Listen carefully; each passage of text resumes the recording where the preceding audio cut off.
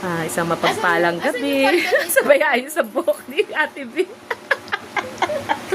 Andito po tayo. Ay, yellow, red.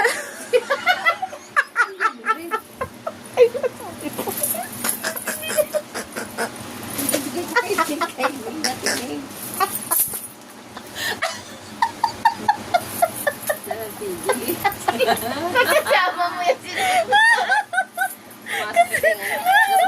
Ano mo dito?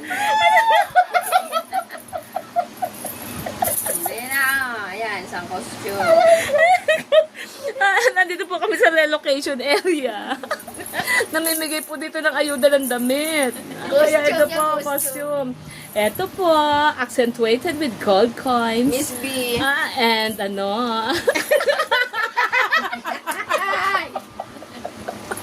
ano po ba yan? Lalaya ube, color.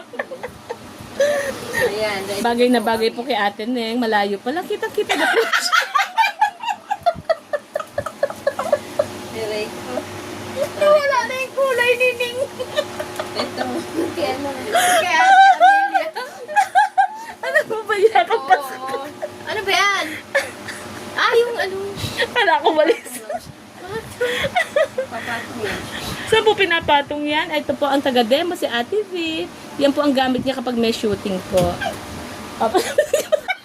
Mati naman sabi yung bata. Iho, alika ikaw model. Alika dito, nak. Mo-model ka, nak.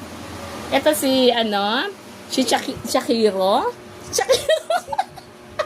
Shakiro, anak. Ito si Shakiro. Ay, yung ano, neon. Asa na ba rin? Grabe, ang gaganda po ng damit. Grabe, parang ayoko na suotin yung susuot ko. Ano sasabihin mo?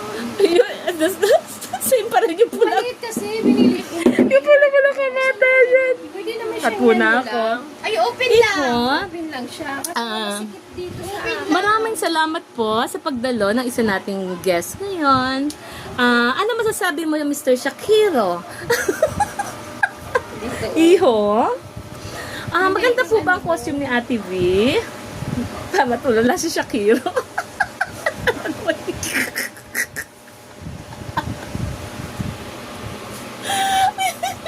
Sino mo magsusuot? Wait lang. Siya daw ate. Iniisip ko si Lisa, mataba na si Lisa. Hindi kasi yung kay Lisa. Cut mo na po.